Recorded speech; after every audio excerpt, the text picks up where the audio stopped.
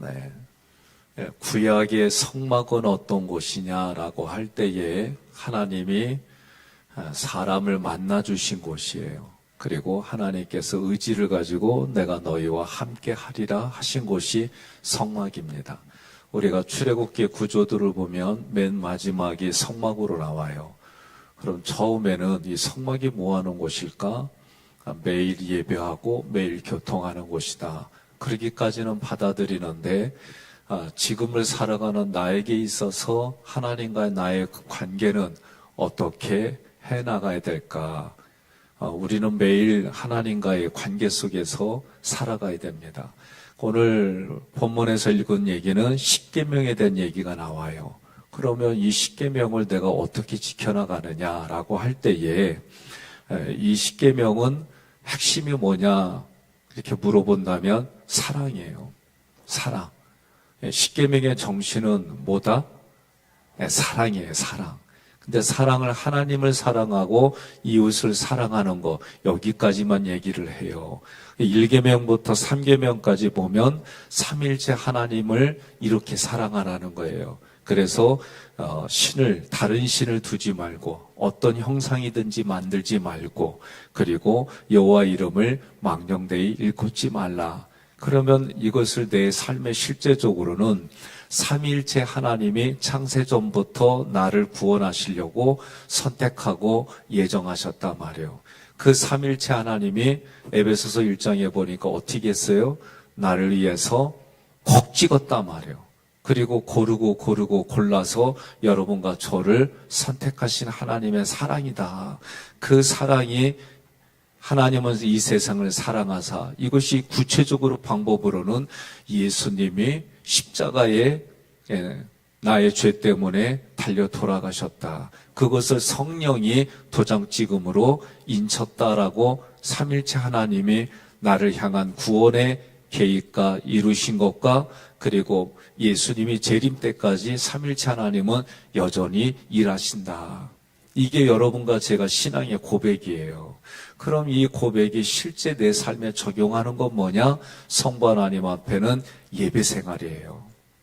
척번을 드리는 것, 예배 생활, 내 생각의 첫 것, 내 공간의 첫 것, 시간의 첫 것, 물질의 첫 것. 이 부분이 여러분과 제가 머릿속에 깊이 각인시켜야 될 거예요. 예수님 앞에는 말씀이신 예수님을 내가 말씀으로 공급받습니다. 저 같은 경우에도 설교하기 위해서 말씀을 준비하는 게 아니라 나 자신을 위해서 말씀을 읽고 그 말씀을 내 삶에 적용하고 이런 모습이 있어야 되는 거예요. 세 번째로는 구름 기둥과 불 기둥으로 나를 이끌어 가신 성령 하나님, 그 성령 하나님과 함께 내가 신앙생활합니다라고 할 때는 성령의 음성에 순종하는 거예요. 그러면 성령의 음성에 순종하는 길이 뭐냐? 그게 기도생활이에요. 그러니 삼일체 하나님 앞에 내가 내 삶에 적용한다는 얘기는 예배생활, 말씀생활, 기도생활이 이건 아무리 강조해도 계속 강조해야 될 부분인 거예요.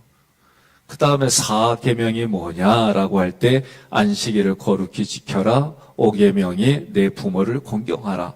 4, 5계명을 가지고 내 가정을 사랑하는 그것으로 말씀을 드렸어요. 그러니까 매일의 10계명에 있어서 4, 5계명은 내 가정이에요. 부부의 관계, 부모와 자녀의 관계. 그러면 매일 여러분들이 부부는 매일 같이 살잖아요. 그럼 매일 내가 어떻게 해줘야겠다. 자녀들에게는 내가 매일 어떻게 해줘야겠다. 그 마음을 가지고 여러분들이 이 말씀을 적용하는 거예요. 분가한 가정일지라도 그 자녀들과 어떻게 교제를 하며 또 어떻게 만나서 식사를 같이 하며 그건 각자가 하나님 앞에 내가 사랑을 흘려보내는 방법으로 여러분들이 진행하는 거예요. 그리고 그 자녀들이 다 컸어도 예수의 이름으로 구원받고 구원받은 자로서 이 땅에 신앙생활할 수 있게 도와주고 그 이야기들을 서로 나누고 이게 우리에게 필요한 거예요. 이제 가정사랑이 지나고 나면은 6계명부터 10계명까지 보면 살인하지 말라, 간음하지 말라, 도둑질하지 말라, 내 이웃에 대해 거짓 증거하지 마라, 내 이웃의 것을 탐내지 마라. 이 모든 부분들이 이웃과의 관계예요. 여러분과 제가 만나는 이웃들은 아파트에 살면 위 아래층, 옆에, 또 내가 단독에 살면 좌우 동서남북에 만나는 분들, 또 직장 생활하면 그곳에서 만나는 분들, 그분들과의 관계 속에서 내가 나의 언행을 통해 하나님의 모습이 흘러가는 어떤 일들을 계획하고 매일 진행하는 거예요. 옆에 분에 인사합시다. 아멘 하는 것도 추위를 이깁니다. 그러세요. 네? 네. 그럼 마지막 계명은 뭐냐? 레위기 19장이 거룩한 삶에 대해서 얘기 나오는데 10계명 얘기도 있고 좀 더 다양하게 써 있어요. 근데 레위기 19장 18절에 자기 몸 사랑하듯이 이웃을 사랑하라. 그러면 나를 사랑하는 게 뭘까라고 묻는다면 사람은 영과 혼과 육으로 지어졌어요. 그래서 영혼육으로 지어진 사람들이 영적인 생활, 그러면 영의 생활이 뭐예요? 그게 삼일체 하나님과의 관계예요. 그래서 예배, 말씀, 기도 생활 나를 위해서 하는 거예요. 또 두 번째로는 우리의 마음은 뭐예요? 내 마음에는 생각과 감정이 있어요. 생각과 감정을 내려놓는다. 성경 용어로 한다면 자기를 부인한다.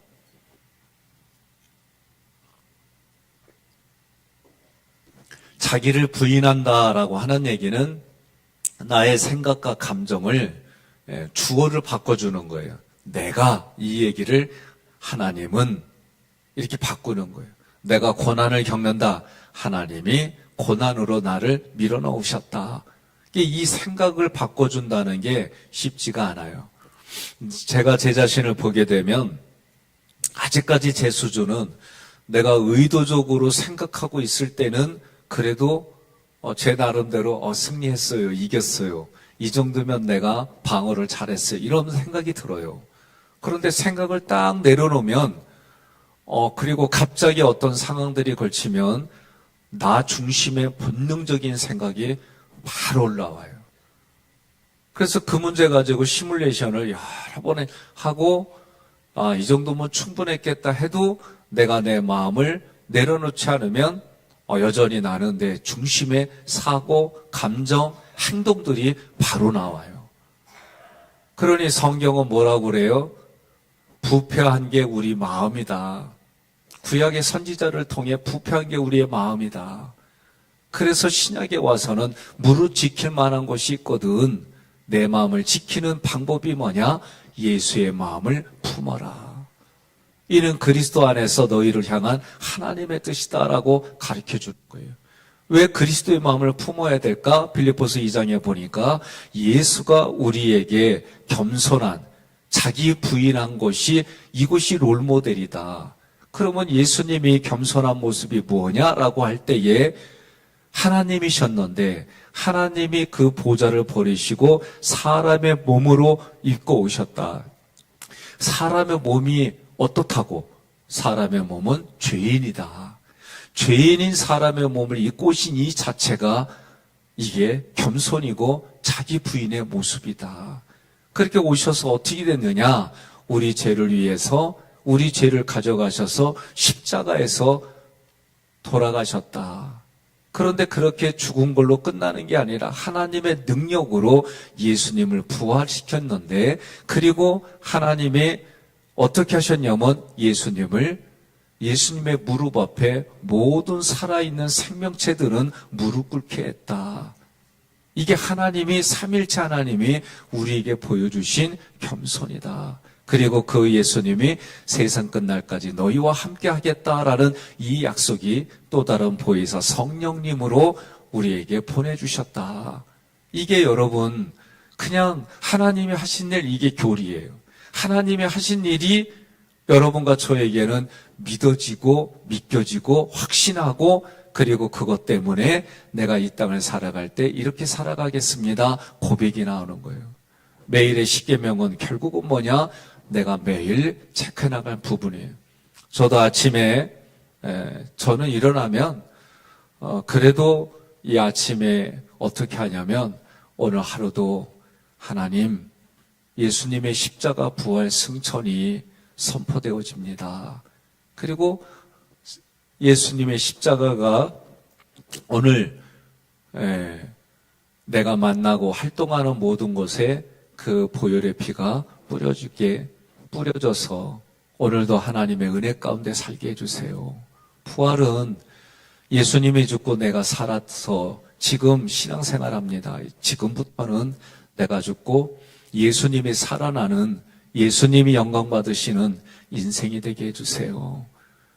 승천은 존귀한 자리로 만들어주신 하나님의 은혜가 나에게 다시 흘러 넘치는 모습은 오늘도 그 누군가를 만날 때 그 사람의 생명이 살아나는 현장이 되게 해주세요. 이게 십자가 부활 승천을 선포하는 이유예요.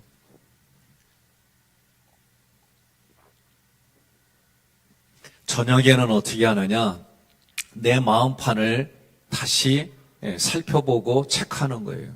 그래서 6월절 언약으로 내 자신의 마음을 보는 거예요. 오늘도 예수님의 피 바른 상태 안에 있었는가? 피 바른 곳에서 내가 나의 역할은 바르게 했는가?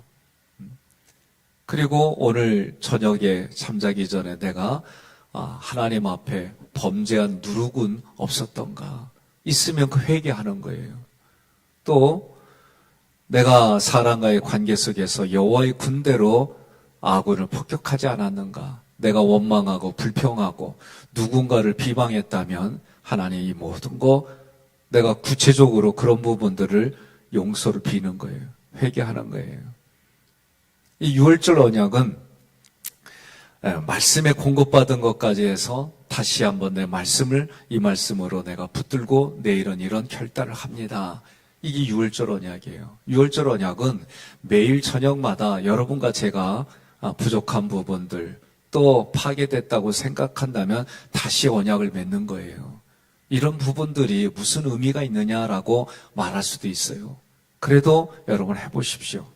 그리고 나서 세례 언약에 성부와 성자 성령 앞에 내가 예배 말씀 기도 생활을 조금 더 하나님이 기뻐하시는 부분으로 깊은 생활을 해야지 나름대로. 그러려면 예배 드리지 못하게 하는 거, 또 말씀 생활을 하지 못하게 하는 거, 또 기도 생활하지 못하게 하는 거, 그거를 제거하는 거예요. 그게 세례 언약이에요.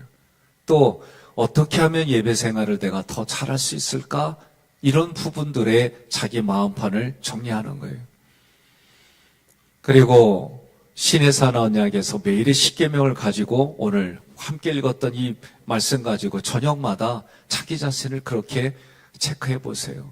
그러면 마음의 생각과 감정을 성찰하는 이 일들이 매일매일 이루어지면 여러분의 삶의 신앙생활은 이루 말할 수 없을 정도로 달라집니다. 달라질 뿐만 아니라 내가 그냥 관습으로 습관으로 드리는 예배 생활, 말씀 생활, 기도 생활이 아니라 하나님과 깊은 교제가 그리고 예수를 통해 우리에게 내 마음에 부어지는 부요함이 달라져요. 저는 그런 인생이 여러분과 저의 인생이 되기를 주님의 이름으로 권면하며 축복합니다.